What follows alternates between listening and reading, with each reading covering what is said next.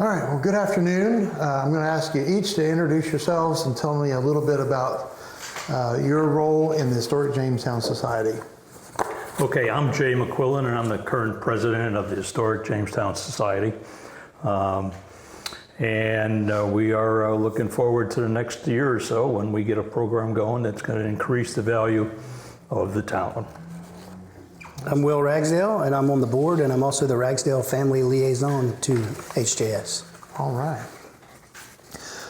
Tell me a little bit about HJS, what inspired the founding of Historic Jamestown Society, and maybe how its mission has been evolving over time. Well, it was founded, we're 50 years old. It was founded in 1974 by a group of citizens, obviously, from Jamestown, most of the prominent people in Jamestown, I might add. A major supporter of it, quite frankly, was Mary Elizabeth Ragsdale, and she contributed time, property, and money. So she was really very strong at it and a leader in that particular society at that time. So we've been moving around for about 50 years, and right now we're looking to make sure we can continue to exist, and we really want to kind of expand our view of what we're doing here. We're the Historic Jamestown Society, not the Historic Mendenhall Society. But by the same token, Mendenhall is an important part of who Historic Jamestown is. In fact, the Mendenhall Homeplace was really the center of Jamestown at one point. So what we're trying to do is I'm not putting in the years, what we're trying to do is kind of look at all of Jamestown. Look at the town itself. I think that Mendenhall, the way we see it is Mendenhall is kind of the jewel in the center of the crown of the Historic Jamestown Society. Exactly. But we've been so Mendenhall-centric over the years, and there's so much unique and rich history in Jamestown that we want to bring into the conversation. And so, we want to include the history of the people of color, the free people, and the people who were enslaved. We want to include Saptown, the Florence community, those communities of people of color. We want to integrate the tribal history that's there from the Indians and how the Quakers interacted and educated the Indians as well. There's also Castle McCulloch Gold Mine, which has a rich history of gold milling, and Oakdale Cotton Mills is a great story. One of the, if not the longest running, continually operating textile manufacturing company in the history of the United States with an existing mill village.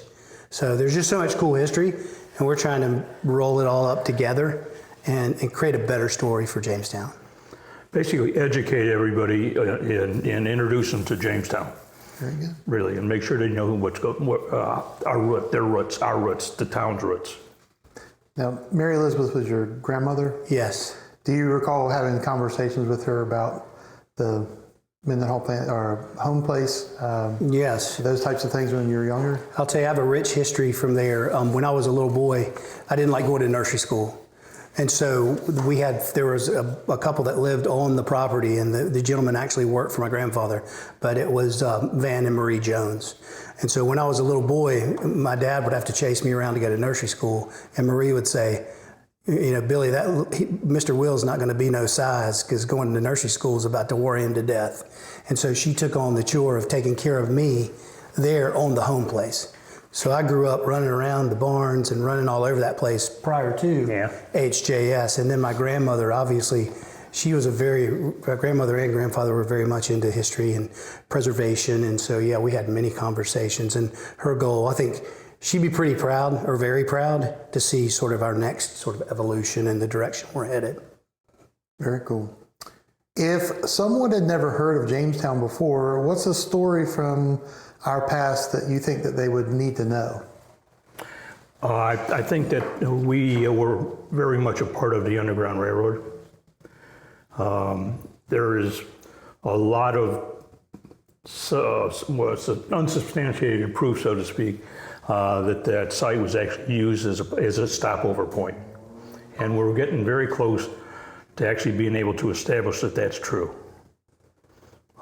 We have the underground, we have the false bottom wagon there, which was a part of that whole component. And we've been in discussions with folks in Weaver, Indiana, people of color that are descendants of the families that came through Jamestown and settled out in the Midwest, in Indiana, Ohio, Michigan. And so that research is very compelling as well. One of the interesting things is a lot of the people up there had heard about Mendenhall and Jamestown, but they really just never really knew where it was until one of our board members actually visited up there and got involved with them. And all of a sudden they say, oh, that's where it is. Okay. I'd like to come and visit. I think too, Jamestown, if somebody were to ask you, Jamestown was really unique in its forming. In the antebellum South, with all the stuff that was going on, Jamestown was like this little bastion of progressive education, freedom, people's rights, women's rights. The Quakers were pretty unique in the fact that they believed that religion and education are the two levers that raised up society. And they were peacemakers. They weren't looking for trouble. They just want to get along, want everybody to get along. Can you tell us a little bit about the Scientific Street and the medical school that was located there? Okay, Madison Lindsay is the medical school you're looking at. That house was moved from Scientific and Main Street onto the Mendenhall property, and it exists there today. And it was, as they said, one of the first medical schools in North Carolina. I think it was built sometime around 1820, but I'm not 100% sure about that. And it needs some repair work, and that's one of the things we're trying to do is before we get into the whole other program of what the society's trying to do, part of our project is to restore and preserve and make sure the buildings that exist there now continue to exist. And so there'll be part of an educational program. And that ties in with our new exhibit space that we'd like to create. That would be an exhibit space where you could exhibit various areas of Jamestown, parts of Jamestown, culture of Jamestown, whatever you want to call it, so that the people know it and can be familiar with it. It also it'll be an exhibit space that can change periodically, so it'll stay fresh. And it's going to be right at the very front of the facility. So we're looking forward to that, because once you have that, then you have another attraction. And then from there, you can continue the education from there and take it to the buildings, to the rest of the buildings, and show them what life was really like 200 years ago in Jamestown. I think it's one piece of the puzzle, really. If you look at that house in particular, then you look at the store across the street on the Sea Lake property over there, and then you look at the Quaker Meeting House that's further down the road on City Lake Park. So in recreating Union Street, we're working with High Point to try to take over those properties so that we can they're such a big part of the story, it'd be stupid not to have them included in the whole thing. Can you tell me a little bit about the ongoing capital campaign and your vision for the future? Yes, we have partnered with Freeman Connect Architects and have created a new site plan, reestablishing what was Union Street. And we're also looking at putting a museum space, an exhibit space on Main Street to house our false bottom wagon, but something that we can transition throughout the year and showcase different exhibits based on the total holistic history of Jamestown. It also includes walking paths, outdoor education spaces, and then an amphitheater in the back of the property with an event space and a catering kitchen, so that we can use that as a source of revenue to help fund operations, as well as use it for educational purposes, speakers, and things of that nature. But we're getting ready to embark on that capital campaign. We're partnering with Convergent Capital Campaign Solutions. They work specifically with 501(c)(3)s, and they're helping us with our feasibility study. So we're starting a 12-week feasibility study. Yep. And then after that, we're going to start our capital campaign in the first quarter of 2026. Is there something about Jamestown history that maybe people may not be aware of? I think the Underground Railroad, a lot of people don't know about that. They don't know about the rifle-making traditions of the Quakers that were here. And just the human rights, that story is very important. It's not just a Jamestown story. I think it's turning into more of a regional story, if not a national story, with what we're finding out about the descendants of the families of people of color that have come through Mendenhall. And I know your dad had a pretty extensive collection of Jamestown long rifles that were manufactured in this vicinity. I believe they're still on display at the High Point Museum. Yes. Can you tell us a little bit about that? Because I think that's maybe something people are not aware of in this region. Oh yeah, well, right out here across from the town hall, we're sitting on, you'll see it's a little hill over here. This was Flint Hill. So it was where the Quakers dug the flint for the flintlocks for the rifles. But there were several Quaker rifle making schools in Guilford County and specifically in Jamestown. And so despite the fact that Quakers are conscientious objectors, they made weapons and they were very, very much capitalists. And they're very fine made, beautiful percussion rifles. And so they made the locks and the barrels here, and then people would source the wood from wherever the locks and barrels ended up. So as the capital campaign kicks off, what can we expect to see from you guys on that, and where could somebody go to participate or donate or volunteer time? We're in the process of updating our website with a new capital campaign case statement. We're going to get going on a pretty robust PR campaign as well. And so I would lean on our website or our Facebook page or our Instagram. We're working with Hype, a marketing group at High Point University, and they're helping us with everything from visual identity for HJS, kind of rebranding HJS and make it more interesting, as well as kicking out news, press conferences and imagery and stuff like that. So we're anxious to get the plan out there. Taking care of social media in general. Mm-hmm. They're more with it. The college students have a little bit more knowledge of the tech end of the world. Are you looking for volunteers or help? We'll take anybody that wants to help. Call Mendenhall. We're very available. All the board members are, as well as Jay. Yes. And so, yeah, we're looking for people, we're looking for support, and we're looking for, people that care about this rich history and want to preserve it. I know that there have historically been a number of events that happen there. Village Fair just happened. Heard great things about it this year. Can you tell us about some things that are coming up?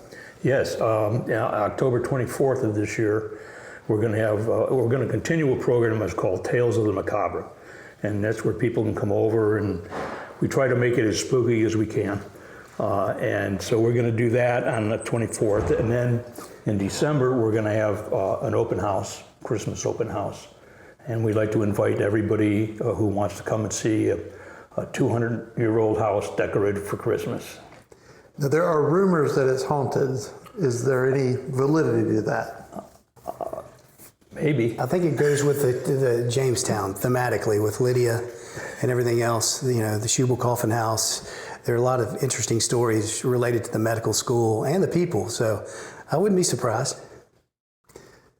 Very good. What other things would you like to share about Historic Jamestown Society that people may not know? If you haven't really looked into it, you should, especially if you like history, because we have some of the most feature-rich history in the area and a wonderful story. So I think I'd invite everybody to learn more. And that's what part of this whole campaign is to do, is to bring, we have items, we have archives that we could display for people. We don't have the space right now. So if we can get our exhibit space opened, we can bring all that out and show people in Jamestown the history of Jamestown. I know that there are a number of artifacts and things that aren't on exhibit right now because of the space.